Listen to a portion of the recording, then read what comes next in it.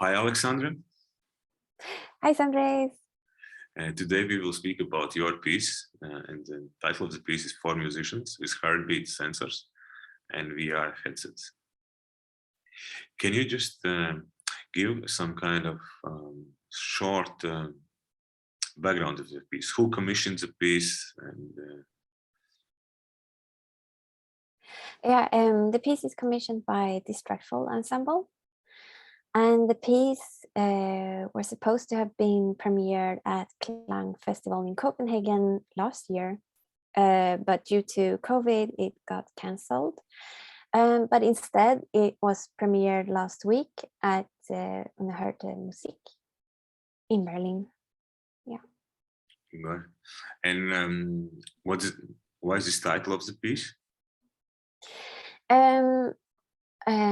For me, I really like to just give the piece titles which is more like explanatory about what the piece is about than giving it something else. Because I kind of want the audience to kind of to themselves get some or have their own ideas of the piece instead of me giving them an idea.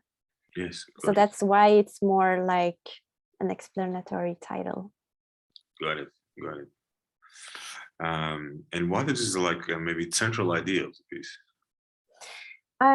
Okay, so the idea of the piece is a topic that I have been working on with my earlier works as well, and it's about the reality in music and how I can bring forth reality in this unreal setting.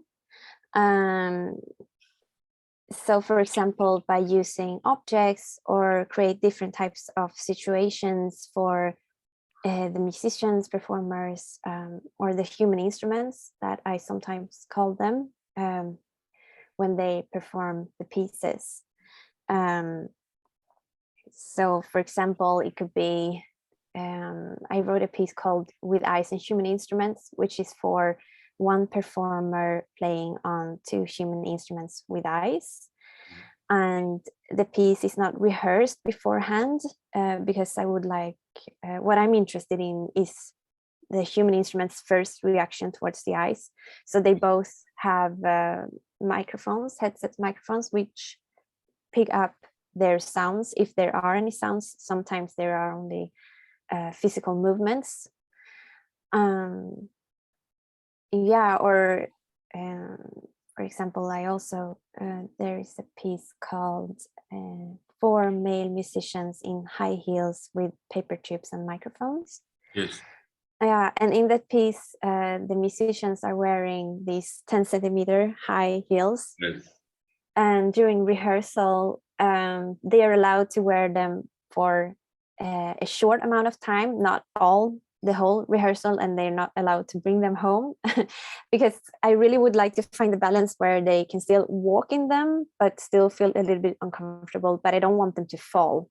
So and during this piece there is I have 8 microphones suspended from the ceiling and 8 tubes which they put right below the microphone, so the microphone goes into the tube and it creates this feedback instruments, and then the rest of it's like 75 tubes they put around these tubes, and also creating this space where they can walk inside, and then they kind of shut themselves in because there is also tubes on both sides of them when they're walking. And yeah, and they're kind of walking in a choreographed dance, or yeah, I choreograph the way they're walking inside this piece, and the walking creates this feedback. It triggers the feedback when they're walking. Yes. And so this piece for musicians with heartbeat sensors and VR headsets, it's kind of in the same topic as the other pieces, where I instead wanted to explore the possibilities of how the musicians would react towards videos that they haven't seen before, while being told to meditate, and how their pulses will react while watching these videos. Got it. So actually it's for musicians, right? As I understand. Yes. And there are several parts, what they see, right, in the videos. And each part, they just see the first time during the show. Yeah. And there is some movement part. Right?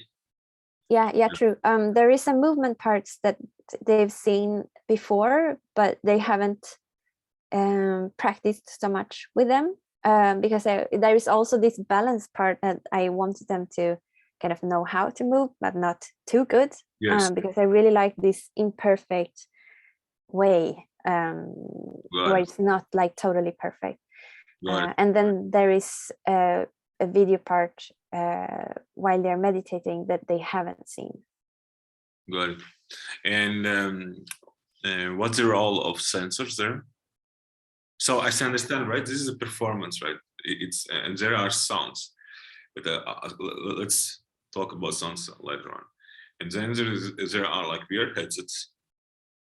And an idea of VR headsets is that it's the musicians see some material, but as you told me that it's the first time. There's some material they see the first time, and this is let's say some role of VR headsets. But what is the role of heartbeat sensors?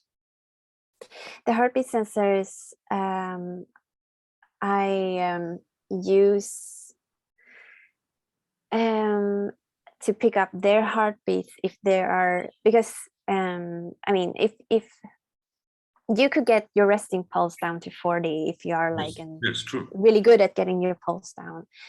So during the piece, I also play like an example of how that would sound like. And so the musician's instruction is to meditate. So their goal is to really keep their pulse down. And then the question is, are they able to while watching these videos? So the heartbeat sensors kind of reveal if they are or if they aren't while watching the videos. And this like heartbeat sensors, information what you gather from heartbeat sensors, actually from heart, right? From performance heart, from musician heart. Are it somehow transforming music or changing visuals or? No, they are just, so the EKG, the curves are just, so the pikes are just making these like drum sounds. But they're not changing.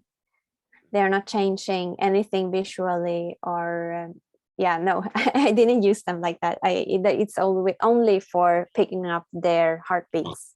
Oh, okay, yes. That sounds. And can you tell a little bit more about sounds? It's.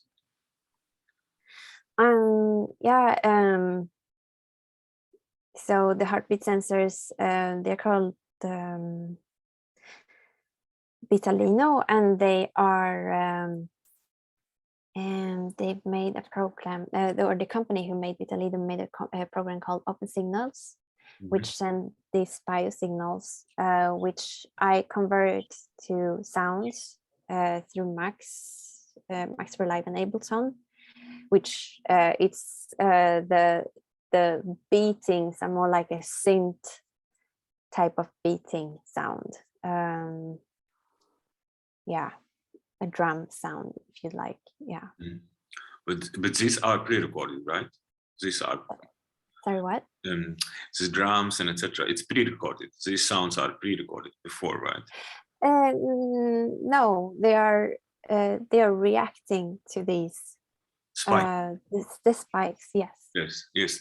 Actually, like spikes triggers the sound, right? This is like heartbeat, like musician heartbeat triggers the sounds. But these sounds are pre-recorded, or you are creating them on the show, or? No. So the first part in the meditation part, it's not. That's where it's like the real spikes coming out. Yes. And the real triggers. During the second part, when they're not meditating anymore, there is some, I pre-record some of them while they're meditating, and then I kind of improvise a little bit on them. Yes. So they are kind of going back and forth between them, and yeah. Yes, yes. So there are 3 parts or 2 parts, right? Or how many parts? I would say the piece is maybe, yeah, let's say 3 parts with both intro and outro, which is kind of the same. Yes. Okay. Yeah. Good. The first, let's say, the first part is with spikes. Yes. Second, you said how second? Oh yeah, no, sorry. The first part is when they're just moving without actually using the sensors. Yes.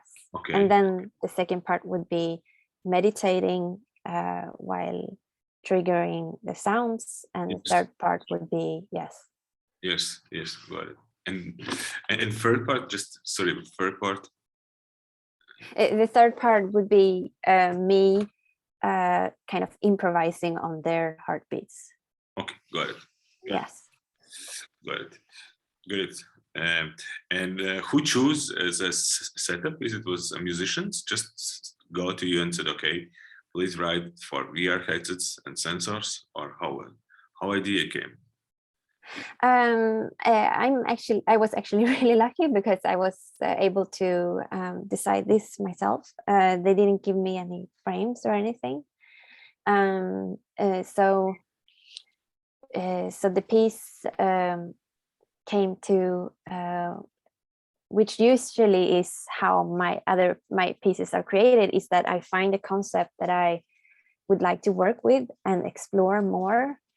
So in this case, it was the how you could use videos with instructions, and yeah, and see how the sensors could or not react, or like how you could like trigger different type of heartbeats, or faster and slower, and yeah. Got it. And how, like, this is right, and how this sensorial experience for audience is created, right?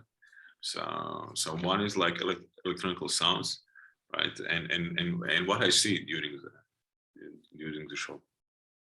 So what you see when the show starts is these 4 musicians being led to stage by me. And that was more like a practical thing because they were not able to see, because they already have the headsets on.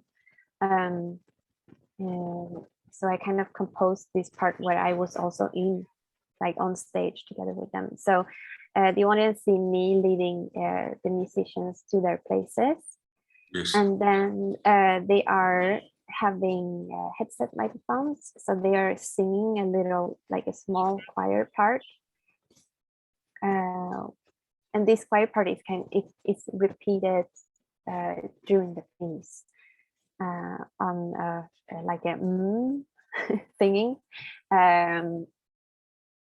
Also because I wanted it to kind of work with the breathing as much as possible. Like if you're singing with a closed mouth, it's more difficult than if you're singing with an open mouth. Yes. To see how that would kind of trigger the sensors.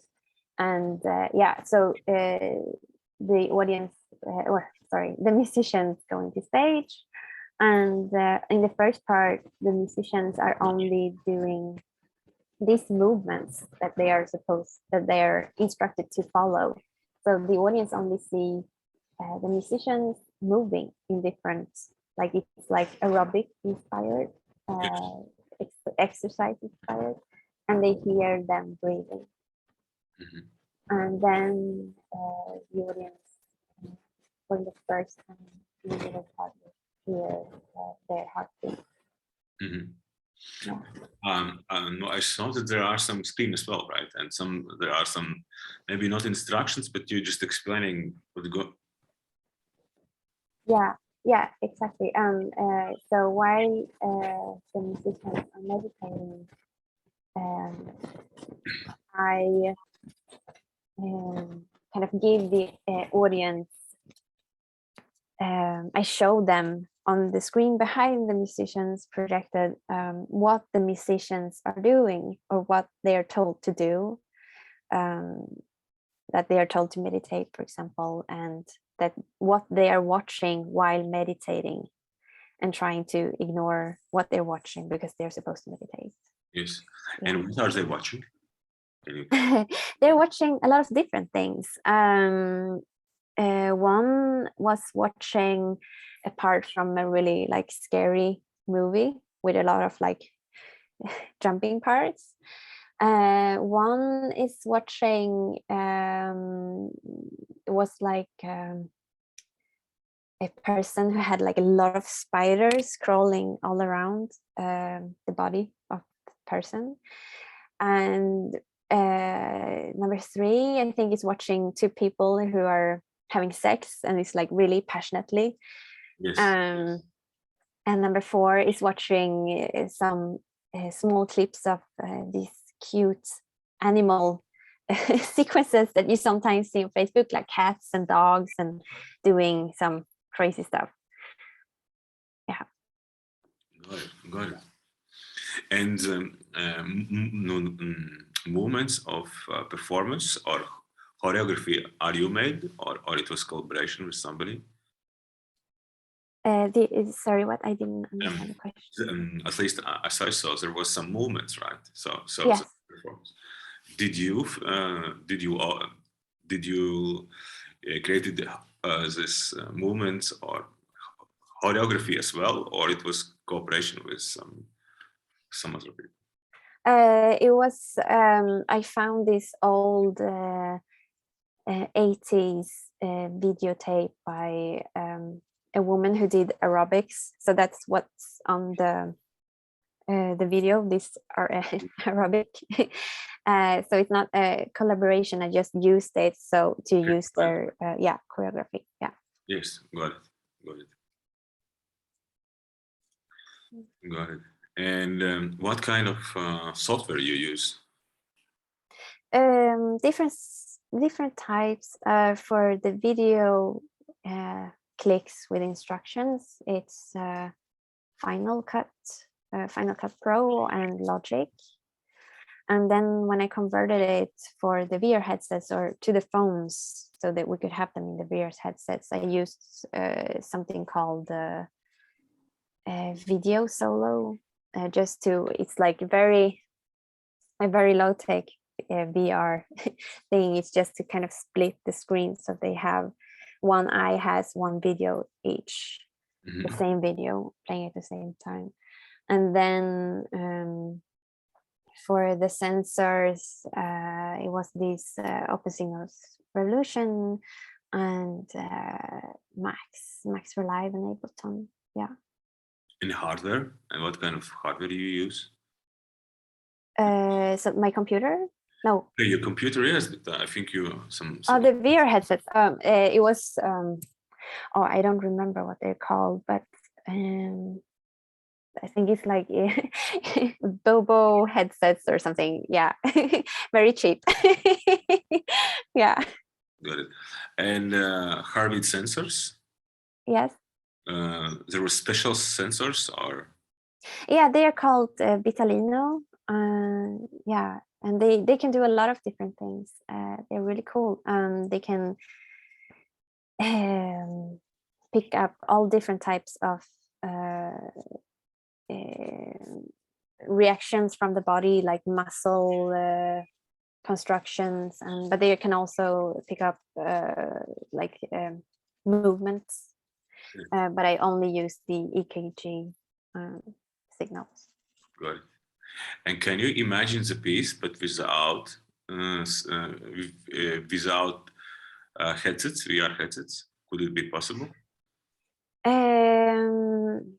I don't think so. I would kind of have to construct some other ways for them to have their phones with the videos, giving them instructions. Because for me, it's really important that the musicians are kind of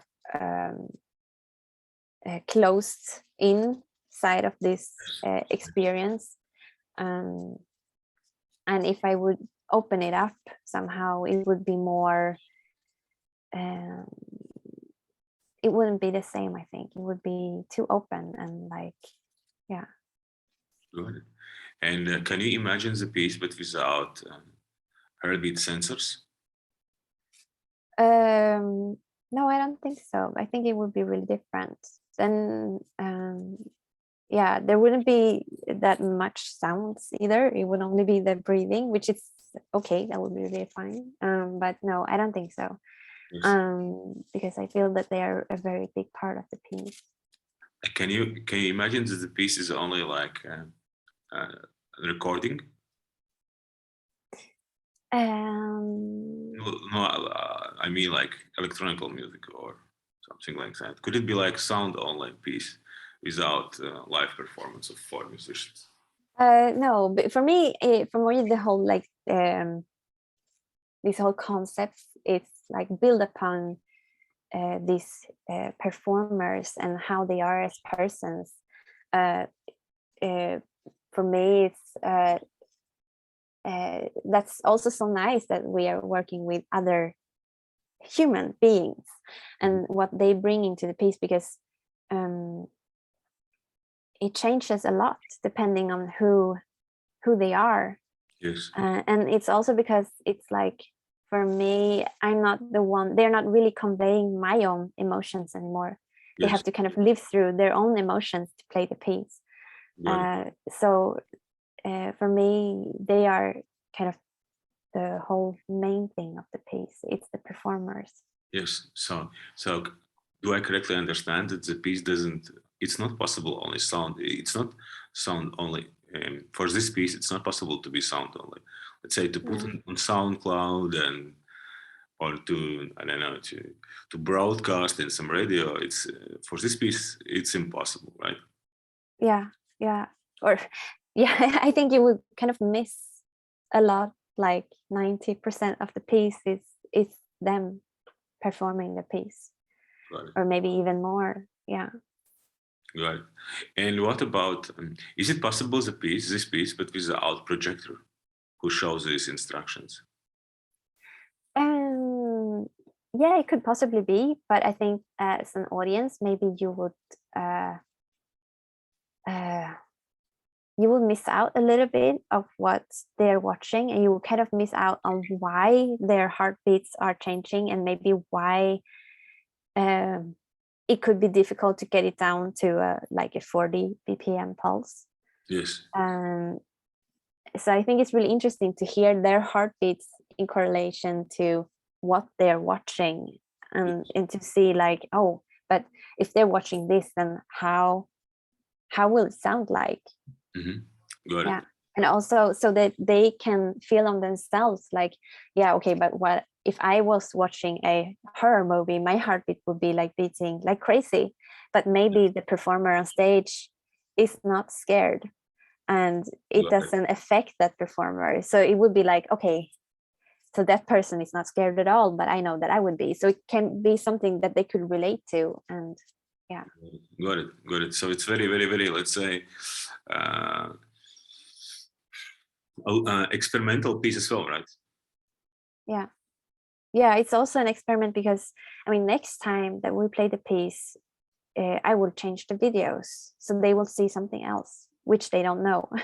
So it's always each time it's different piece, right? Yeah. Got it. Yeah. Very good. I like it. And how you came to this scenes, and what is the dramaturgy, right? No, not scenes, but parts, right? Why 3 parts, and what's the logic behind dramaturgy? And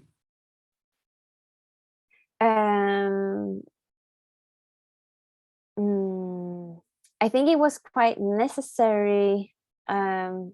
If we say that we have 3 parts, but we also have the introduction and the outro, or what to call it, like because I needed to lead them to stage. I wanted there to be something more than just walking, and also because in Sweden we have this every like it's kind of two weeks before Christmas. We have something which is called like Lucia celebrations, where the children dress up in these white clothes and they walk online singing different songs. So I think, yeah, I got a little bit of inspiration from there, that they were kind of walking, we were walking in line and they were singing. And then to use that singing parts later in the piece to kind of repeat it. And then, yeah, I think I just wanted to kind of make a little bit of build up and then have the meditation part, which was a little bit slower, and then to kind of make them move as much as possible with the VR headsets on. And then having the outro where they kind of do the walking out again while singing. Mm-hmm. Mm-hmm. Yeah. Mm-hmm. And why particularly these three parts which you said? Second was with these heartbeats, right? And the third was improvisation, and the first was without. Yes. Yeah. So the first is without sounds. It's only their breathing. Yes. And it's only movements. Yes. How you came to this logic?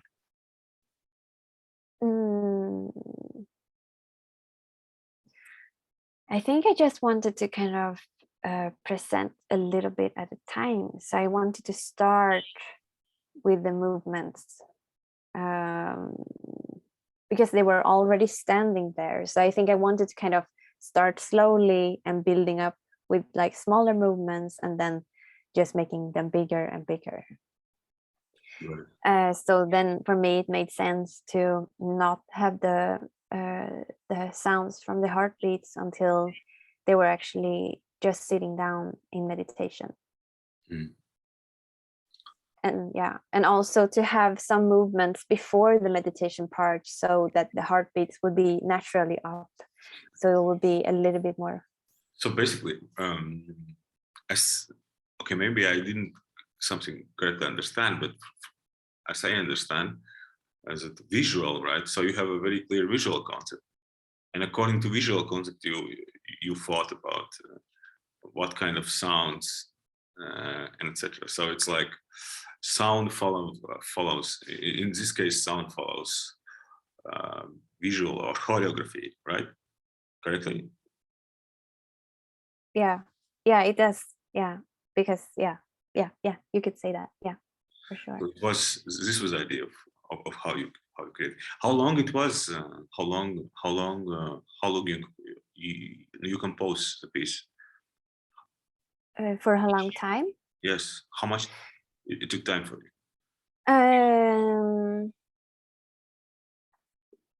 It's been kind of an on and off process. I've been working on it, and then I've kind of let it be for a while, and then I've changed it, and so maybe it's been like 1 year on and off. Mm-hmm. Yeah, but not like efficiently 1 year of work, but like yeah. Good. So it's hard to tell like how much time it took to compose. Yes. And what was the process, right? How you started and what kind of stages you go through to compose this piece? I always just start with like making mind maps and exploring different types of ideas. So that's always where I start. And then when I found the concept, I needed to see if it was possible for me to do it. Mm-hmm. And to research how I could do it, and also with the patching, how to make the patch in Max, and like how to create the sounds, and I think that part also came at the same time as I started to kind of make an overall what's it called, like an overall timeline for how I wanted to structure the piece, and what I wanted to have happened during that timeline. And then when I had that, I really made the composition, like the video composition for all the performers, with the instruction and the clicks, and yeah. Good. And why 4 musicians? So it was their idea, or it was your decision? No, it was their decision. Yeah. And what was the interaction with musicians and how it shaped the piece? we talked a lot about because of COVID, I couldn't meet them in person, so we had a lot of email contact where we discussed like how far I could push them, and what would be okay for them to see in the videos and what would not be okay, and also what they would wear, if it was okay for them to wear what they were wearing during the concert. So we talked a lot about these things, but yeah, but not really about like the yeah. Mm-hmm. Mm-hmm. And the last question: what was the main learnings? Right, 3 main learnings. What you learned during this piece? I learned a lot because I've never worked with these headsets before. I've never worked with the sensors before, so that's maybe number 2. And all these different types of software, like Max, for example, that's also new for me. I've practiced with it before, but not in a piece like this. So that's, I don't know if you could call that number 3. Yeah. What more? Yeah, it's been a lot of practical things to learn about this piece, to research. Yeah, but the practical things you saw on your own, or there was some clue or some assistance or no, there is a lot of things you can read about, and there is a lot of tutorials, and yeah, kind of just. So you did it, right? So all the system you connected with your own hands, right? Yeah. And then you did you code something as well on your own as well? No, there's not really any coding, because yeah, you can, but I didn't do any coding, not like that. No. Yeah. Yeah. And what would be your, let's say, your suggestions to other young composers, and not only young, maybe, who would like to use VR headsets and sensors? What would you suggest them? To kind of just do it. If you haven't done it before, try it out, and yeah, and see where it takes you. Yeah. So thank you, Rich, and so thank you very much, Alexandra. Thank you.